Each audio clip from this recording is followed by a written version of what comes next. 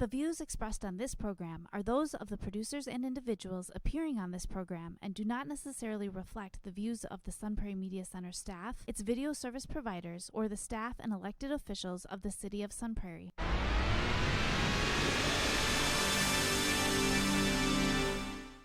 Hello and welcome to Real Reviews. My name is Jameson Rabbitt, and this week I am joined by the lovely and talented Miss Sarah Rabbitt. Hello. Hi. Thanks for joining me this week. Thanks for having me. It's always fun. I like getting to hang out with you. I know, it's pretty cool. It's pretty cool. All right.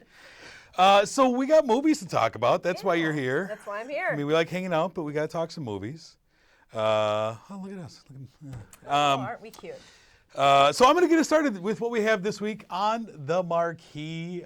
We have a movie that is a sequel brought to you by director Jason Reitman. It is the newest film in the Ghostbuster universe, Ghostbusters Afterlife. Again, directed by Jason Reitman, who is the son of the original director, Ivan Reitman.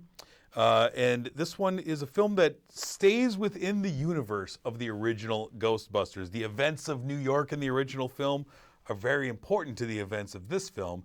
This one, we have two kids, Phoebe and Trevor, played by McKenna Grace and Finn Wolfhard. One, Phoebe, is a brilliant science enthusiast, and the other, Trevor, is an awkward 15-year-old. They find out that their grandfather, that they never met, and that their mother never really even knew, has passed away, and they travel to basically the middle of nowhere to sort out his affairs. Their grandfather was a recluse, known to the locals as the dirt farmer, who lived a strange and confounding life to those who knew him. And if you've seen the trailer, you know that this man was Egon Spengler, the late, great Harold Ramis. We add in some other characters, another kid who is a conspiracy theory podcaster. Well, his name is Podcast in the movie, played by Logan Kim.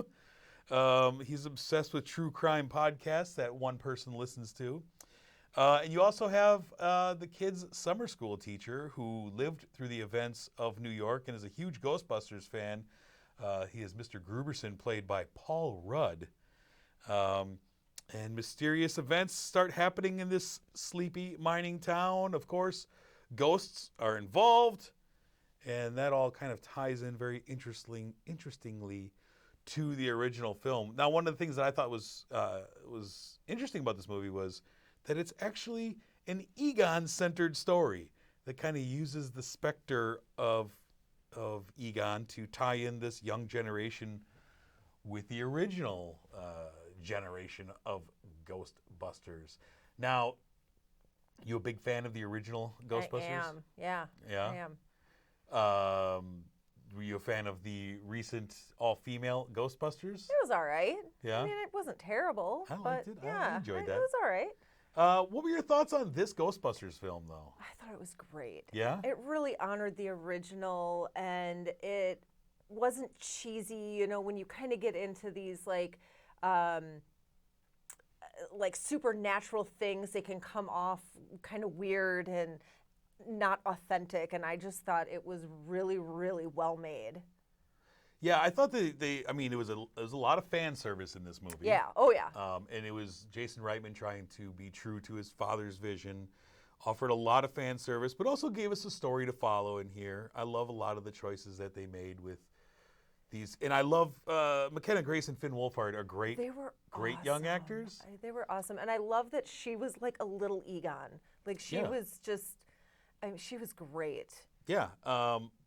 Carrie Coon playing their mom, too, was interesting. You know, she kind of had her own thing to do in here. Is a girl who grew up with her father basically abandoning her and kind of a lot of issues with that. Yeah. I thought they captured the original of the film. I thought, it was obviously, I think, more jokey than the original somehow. Yeah. I don't know. I think the one thing is you can really feel like the veneration and the love that's coming from the people involved in this movie. Yeah. And kind of did it the right way. I don't want to get into some spoilers about things that happen at the end. Mm-hmm. But it left me a little misty. Yeah, for sure. for sure. And I mean, you know, you can't go wrong with Paul Rudd. I mean, Right. even just throwing him in there for however long he's in the film, like he just plays it so well. But I just really like how the movie progressed and how like the characters kind of just grew. Like they weren't planning on staying. They were just like, all right, well, let's kind of go deal with this. And really it just, they all kind of grew as people. Yeah, and I think that it's a hard line to walk when you're dealing with a movie based a lot on nostalgia. Yeah. A lot of times it can go overboard. It's really hard to kind of walk that line of fan service. I think this did a decent job. There were a couple things in here. Now you've seen, you know, they're selling toys of this. It's the big thing is the little Stay Puft Marshmallow Mans. I could have done without that. I didn't care for that. And I kind of thought they were great. I felt like it was the Ewoks in Return of the Jedi. Like, who's this for? I liked that. Yeah. But, you know. And, you know, they really did revisit the original story of the original Ghostbusters. You know, I mean, we bring back a lot of familiar characters, some familiar goodies and baddies. Yeah, well, I even liked that they just YouTubed what happened in New York back in the day, and they got a... Yeah, but that also irritated me was like, these kids, like, if there was a massive ghost event where the Statue of Liberty's walking, you have this massive Stay Puft Marshmallow Man, ghosts are everywhere, and you're telling me 25 years later, the kids are like, I've never even heard of that. Even the conspiracy theory podcast kid had never heard of it. Yeah, I guess you're right. Come on, But, kid. eh. Earn your name, podcast. Yeah, it's an enjoyable film. Yeah. It's fun. I don't know if it's necessarily like super original or super smart, but that doesn't matter because it was fun. Yeah. Then I'd watch it again. Oh, I'd absolutely watch yeah. it again. All right, what did you give Ghostbusters Afterlife? I gave it 4.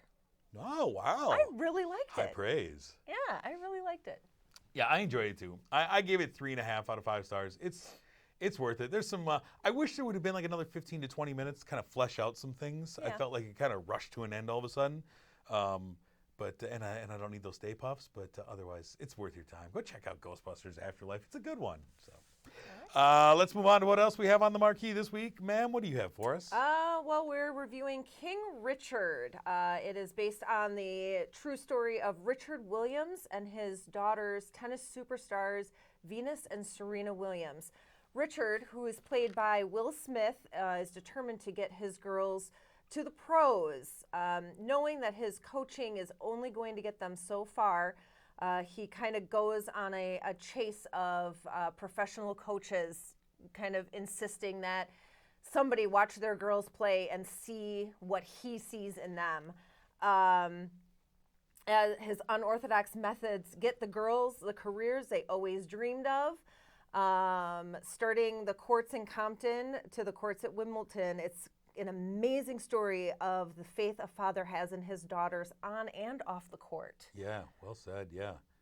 Yeah, I mean, on its face, I feel like it's a sports film about a misunderstood man. Richard Williams, to many at the time, the real Richard Williams at the time of Venus coming up, was kind of the epitome of the parent who pushes too hard, wants total control. He was like the stage dad. Like yeah, and I think he was painted that way often as Venus was breaking in. The media really was, and he was brash. He wanted to be in front of the cameras, and so he was an easy target for a lot of people. And I thought that this film did a good job of kind of rewriting the narrative. Now, this film was produced by Venus and Serena, kind of rewriting the narrative of who he was, why he was that way. Yeah.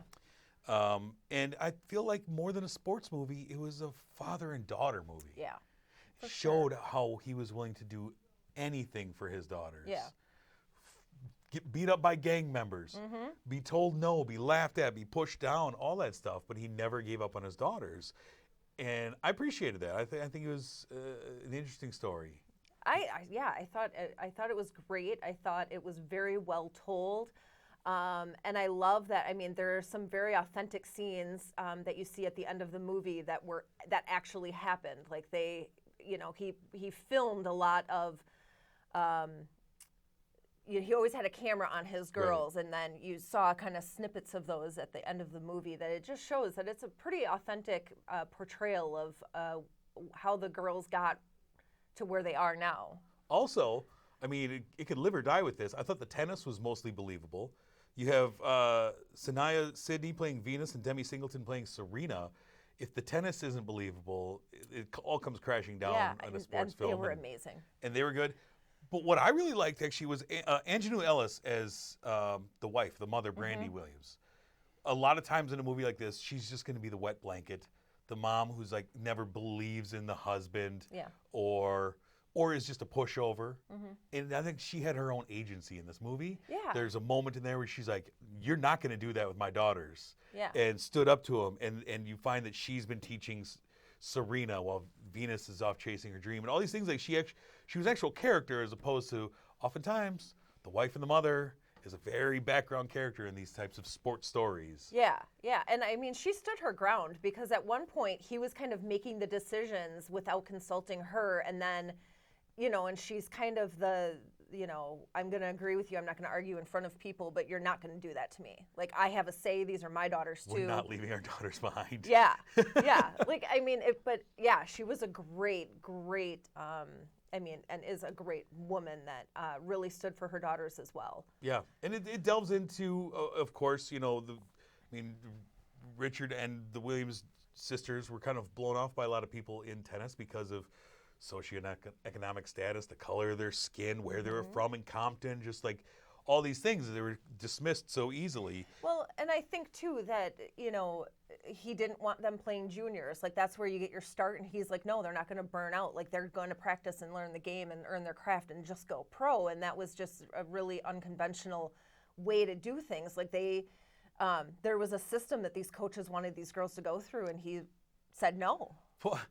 By the way, poor Jennifer Capriati, she's catching strays in this film. Poor Jennifer Capriati, the cautionary tale of the tennis phenom, all these years later is brought up in this movie. Like, my daughter's ain't gonna be no Jennifer Capriati. Poor girl, just like living her life. Couple things I really enjoyed. John Barenthal as Rick Macy, the coach. Loved him and his accent. It's pretty spot on. So good. Great acting all around in this. Will Smith, great acting. I'm hearing buzz about him being nominated for this. I thought he was wonderful. I really did. I did too. One of the things that I appreciated is that they didn't create villains in this movie. Yeah. That they didn't create real, like, straw man villains for them. That it was all about their drive and their work ethic and showing how strong their they didn't say this person got in our were. way. It was just, My one drawback, though, was sports movie. You have to land the plane with a big moment. That's what makes sports movies so great, is that final moment. And I felt like the final thing for this was this long match against Aranza Sanchez Vicario.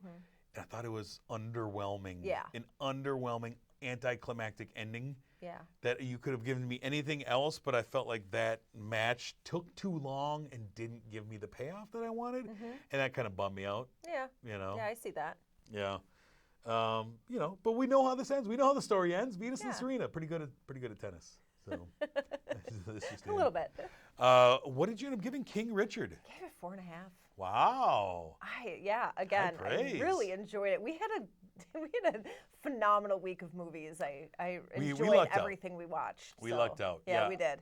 I gave King Richard 3.5, hedging on 4. I'm a tough grader, lady. I guess.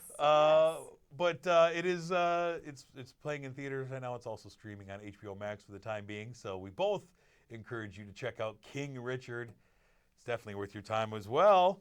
Let's move on to our streaming spotlight this week, though, where we turn to, I believe it was on Netflix, for the newest film from director Lin-Manuel Miranda. We have Tick, Tick, Boom. Stars Andrew Garfield as true-life Broadway screenplay writer John Larson. This is based on a Broadway musical set in 1990. John Larson was a man on the verge of turning 30, facing an uncertain existence. He knows he wants to be the next great American playwright, the next Stephen Sondheim, but he's doubting himself. He's comparing himself to legends. He's pressing to finish his musical. He's nearly bankrupt. He's watching his friends and contemporaries sell out, quote unquote, and take jobs that are away from the arts just to make money and make a living. And he's at his wit's end. He's suffering. He's struggling. He's mentally breaking down and kind of alternating between believing in himself too much while also losing all faith in himself, depending on the moment and what has happened to him.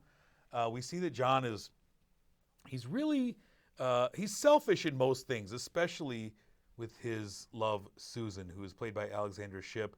He's so self-obsessed, he can't see how he's neglecting her and his friends. And this is all happening set against the AIDS crisis of the early 90s, and that comes into play here in a big way. And, this is a man, John Larson, who would go on to, a few years later, to write Rent. But that's not the story. This is not the story of how Rent got made. This is a film that is told about this man.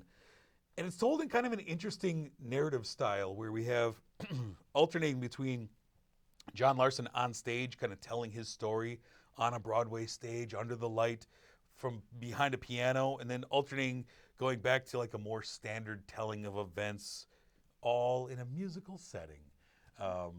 And it's a love story to Broadway because, boy, I mean, I'm not even a big Broadway guy, but I recognize a lot of Broadway legends in here. It felt like Lin-Manuel Miranda called in a lot of favors. Yeah. Like, I just need you to show up. Yeah. Just be in my movie, Broadway legend so-and-so. Andrew Garfield, what'd you think of him in this in a musical? I thought he was phenomenal. Yeah?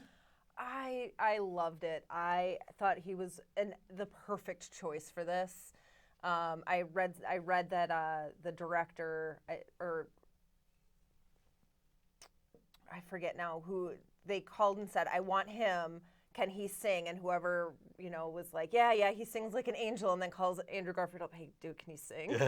Sure. I'm forgetting how I'm totally botching how it went, but that's the gist of it.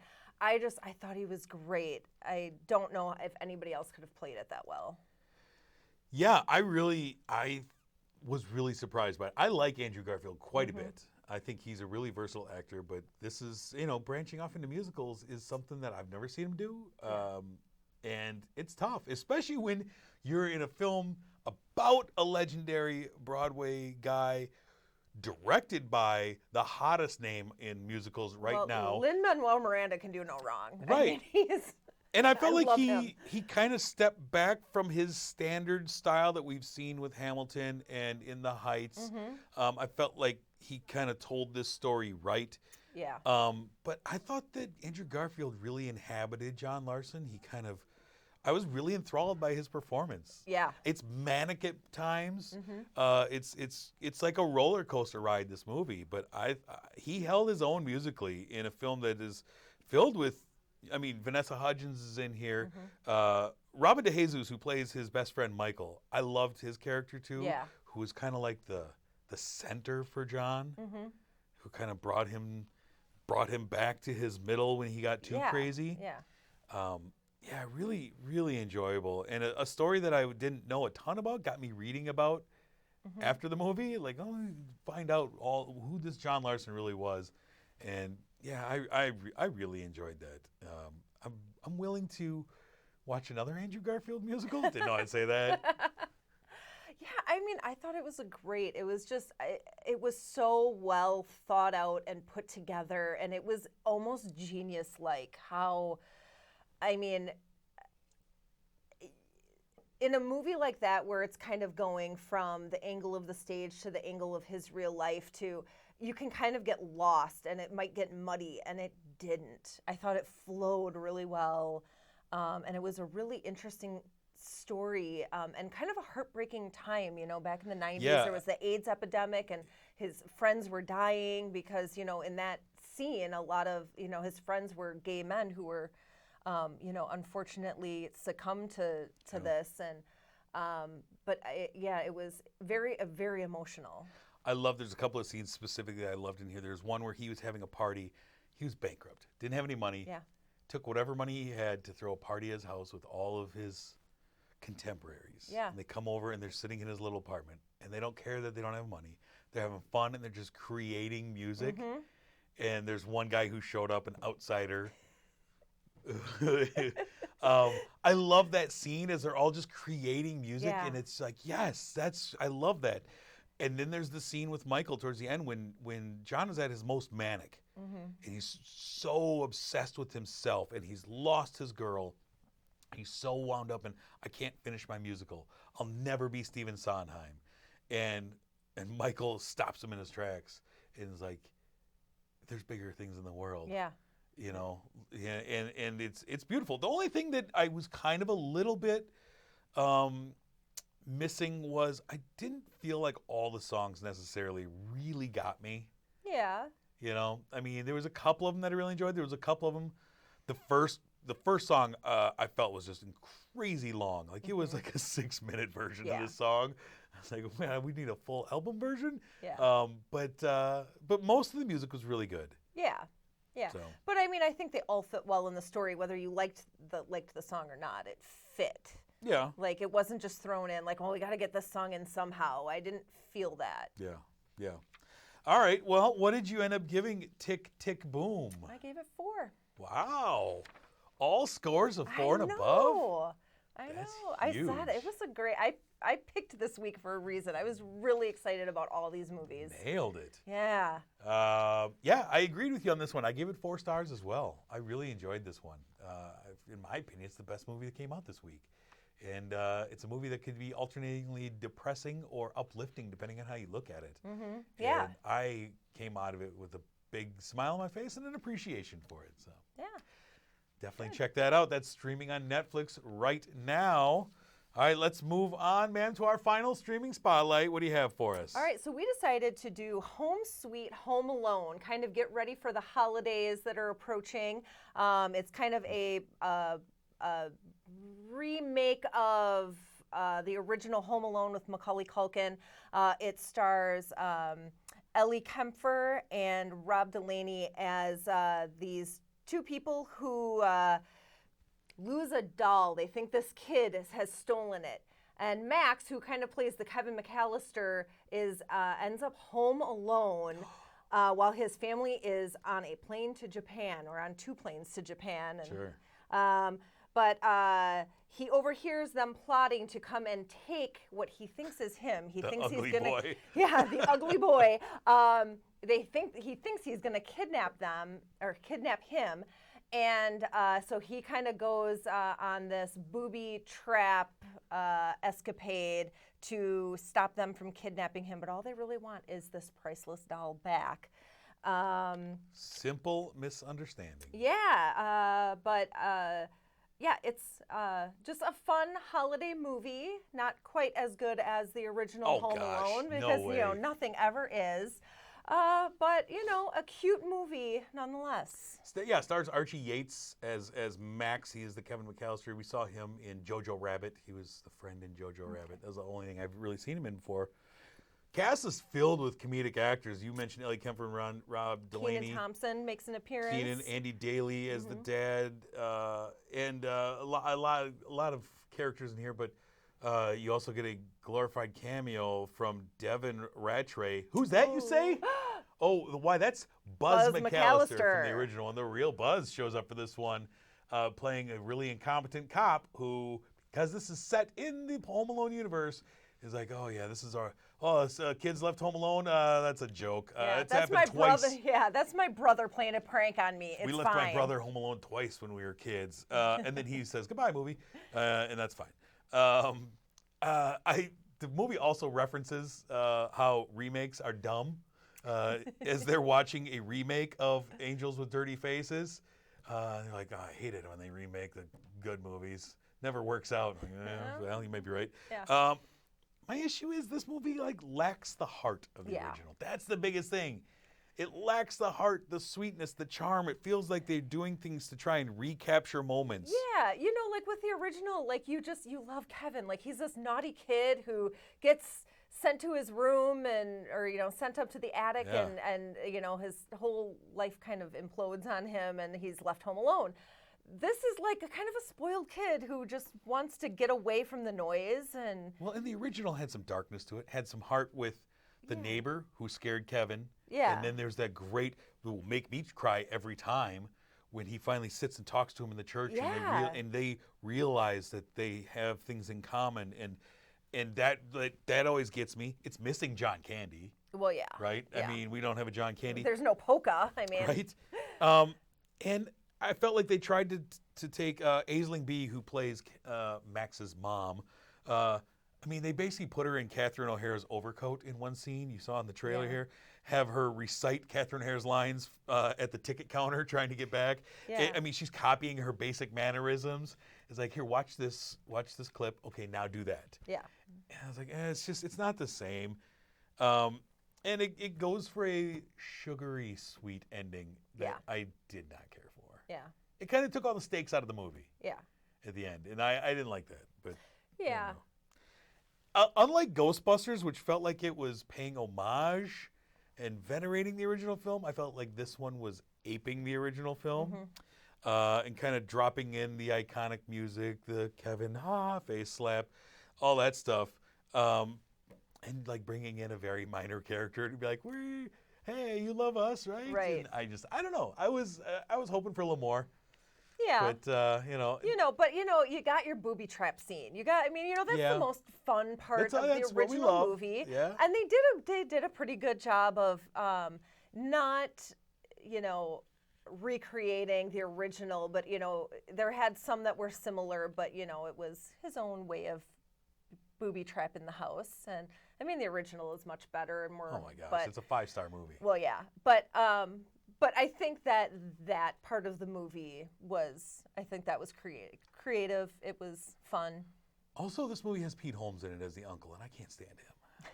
Really can't. That guy's just so loud for no reason. I would put this movie in the Home Alone-iverse. I would put this behind the first 2 Home Alones, but ahead of that Home Alone 3 trash.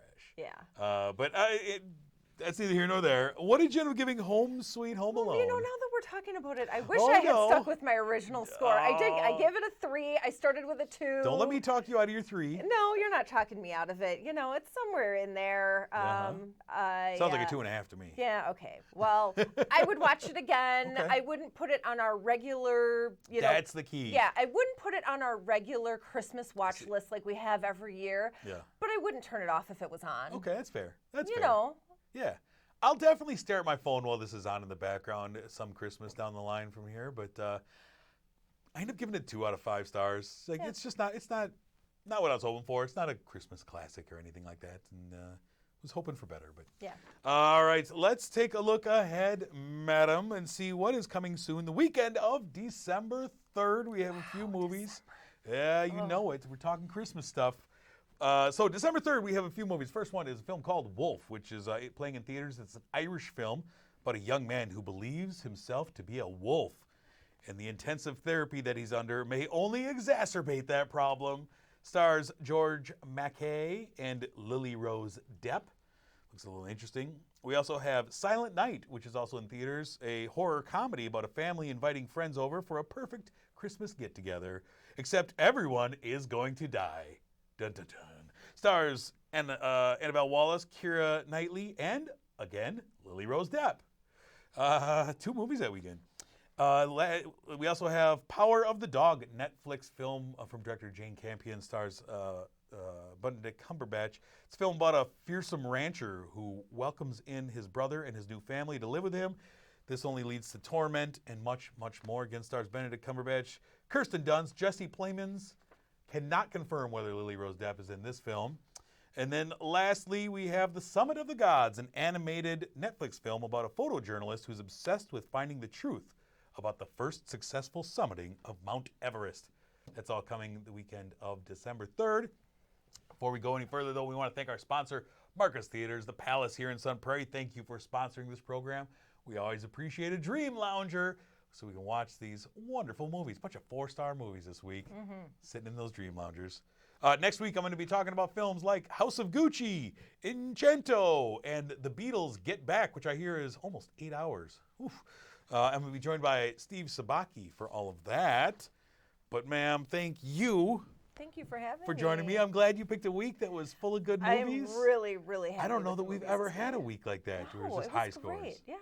That's good. Yeah. Next time it'll be January and it'll be terrible movies. Nothing. So we have that going for us. All right. Well, until next week, though, I'm Jameson. I'm Sarah. Thanks for watching.